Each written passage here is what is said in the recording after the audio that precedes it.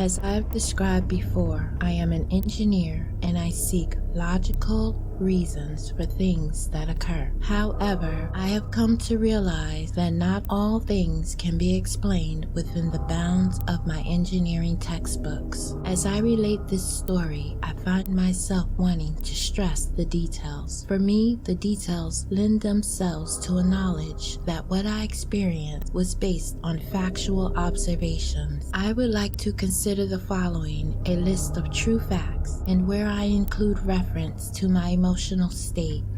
I included in that some train of thought to list the facts of my mental and emotional state in case my state of mind at that time would have somehow influenced my observations.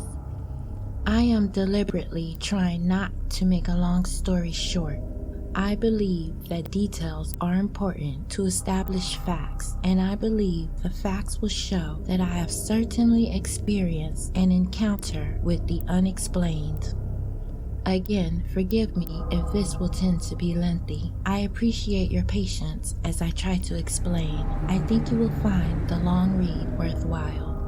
I was traveling with a colleague to Bangkok, Thailand for some business meetings. For those that may know Thailand, it is a country that has ghosts and spiritualism deeply ingrained into their philosophy and outlook. Since I had had an important business meeting, I chose a hotel near the customer office, which I stayed at only a few times before without incident. Upon arriving at the hotel at 3 p.m., I had some time to kill before the meeting with my coworker at 5 p.m. when we decided we would go out to dinner. I decided to iron my clothes for the week so that I would not be bothered in the mornings. I promptly set out to do this, but it is important to know the layout of the room. The bathroom was immediately on the right-hand side as I entered the main door. Past the bathroom door was the closet. In fact, the bathroom door and closet door were one and the same, and a sliding door. When the door was pushed to the right, the bathroom would be closed and the closet would be open. When the door was slid to the left, the bathroom door would be open and the closet would be shut. Further past the closet, the room opened into a bed next to the bathroom, then a nightstand, and finally a desk under the window.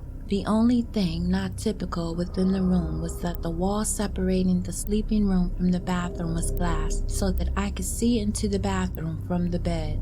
I would be looking through the shower, but the bathroom sink was clearly visible from the bed. I was busy ironing my shirts in front of the closet so that I could hang them up immediately after ironing them. Iron, hang, iron, hang. In order to do this, the door was slid all the way to the right, meaning the bathroom was closed. As it approached 5 p.m., I put away the ironing and wanted to go into the bathroom to freshen up before going to dinner. As I attempted to slide the door of the bathroom open, I found that I could not. It wouldn't budge. I thought immediately that somehow the latch must have been such that when I closed the door to iron, the latch had locked itself. Annoyed at this delay, I called down to the front desk to explain that the bathroom door was locked and waited while she sent a repairman to my room. He duly came in and with a screwdriver managed to open the lock mechanism from the outside of the bathroom and left. I quickly freshened up and left the room, a bit late to meet my coworker. At the time, I thought nothing strange of this incident and I gave it no second thought as we went to enjoy our delicious dinner, Thai being my favorite food in the world.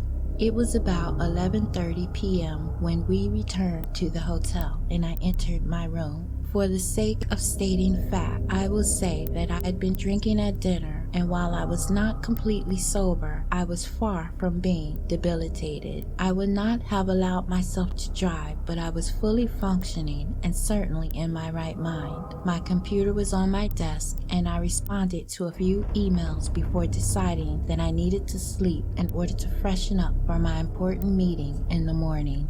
I prepared for sleep in the bathroom and then laid down on the bed. Next to the bed was that nightstand, and on the nightstand was one of those control boxes that contain AC controls and light switches. American hotels usually do not have these devices, but they are in most Asian hotels that I have stayed at. It is important to this story to know how these devices work. Simply, there are buttons on the control box that when pushed will turn on and off the light. lights. Each light in the room had a button that could be turned off or on from the control box. The switches at the lights themselves worked as well, but they can be centrally controlled at that control box. As I said, I laid down on the bed ready for sleep and then reached over to the control box and turned off the lights to the room and the bathroom. Laying back, I had my eyes closed and I remember I was thinking about the big meeting the next day, so I certainly was not asleep yet. You can imagine my surprise then when suddenly the bathroom light turned on. My eyes opened and I looked to the left into the bathroom. Remember, the bathroom had a glass wall allowing me to see into the bathroom.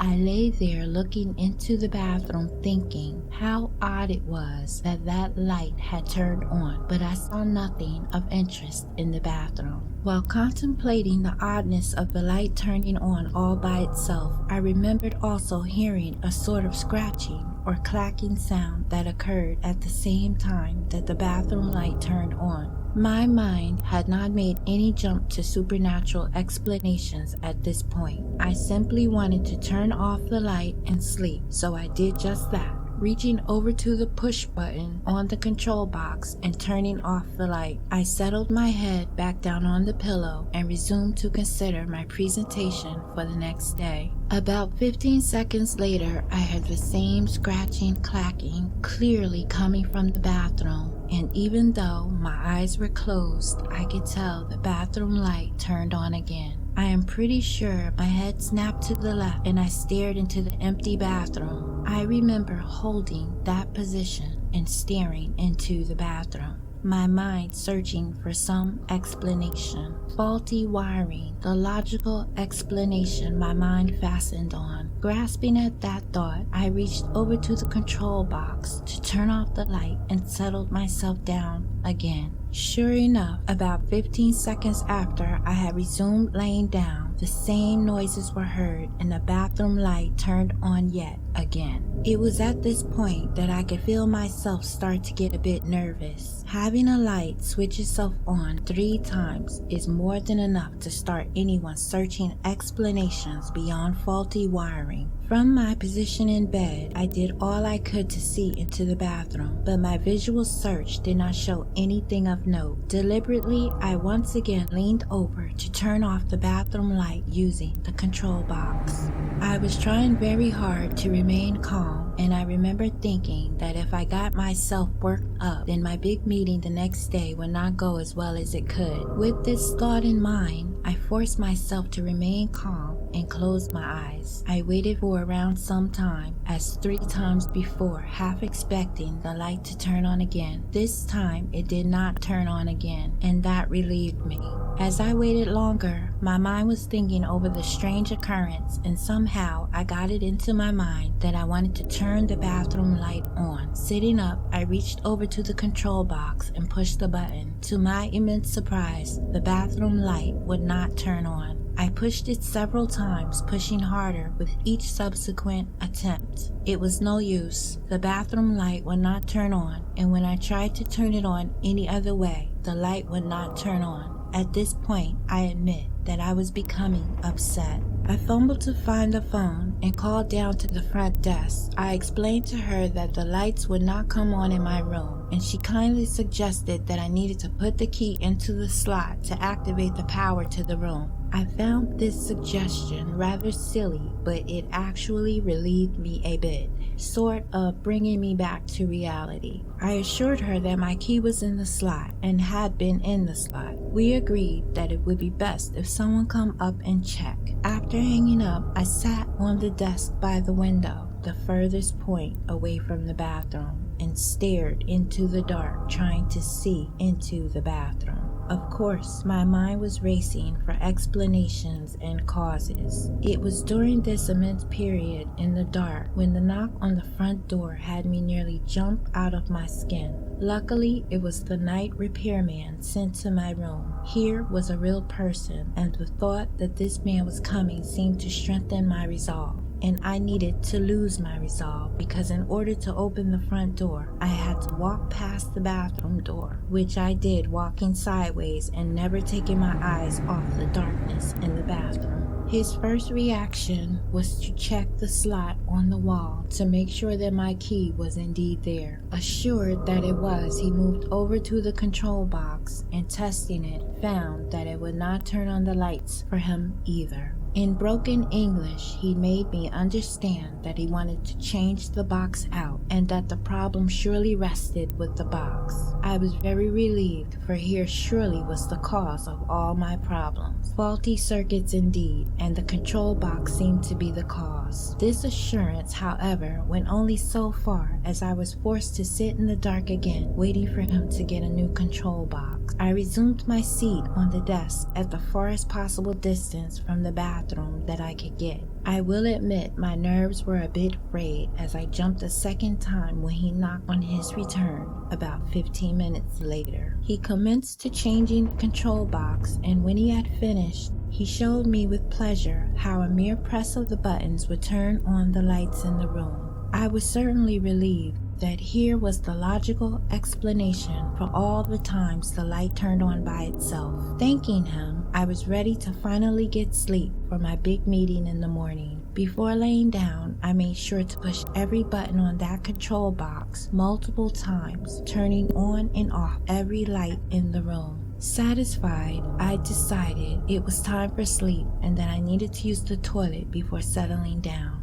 Going into the bathroom, I even stood at the light switch in the bathroom, flicking it on and off several times, watching my wryly smiling face in the mirror, partly ashamed of my thought that this was anything but faulty circuits. Then my eyes came to rest on the bathroom door, focusing on the lock of the bathroom door. Somewhere in the back of my head came the memory of that afternoon where the door had become locked. For about a minute, I stared at the lock, thinking it strange that it had locked by itself. I remembered distinctly thinking that no faulty electrical circuit was going to make a door lock all by itself. Walking over to the lock, I turned my attention to it for the first time, leaning over and poking it. I tried several ways to set it so that it would be halfway thrown and that it would be able to lock itself upon closing. I could not seem to find a way for it to do that. However, my investigation into the lock will remain incomplete. It was cut short while I was leaning over the lock poking at it, because directly at that time when I am investigating the lock, I heard the scratching noise directly behind me and the bathroom light turned off, leaving me in complete darkness. Within a matter of moments, I had determined that whatever was responsible for the lights and for the locked door did not want me in that hotel room that night. In the dark, I came back to the control box next to my bed, but could not turn on any of the lights in the room. My mental state at this time was quite a bit agitated, as you may guess. I called the front desk and told her that I needed to switch rooms right now.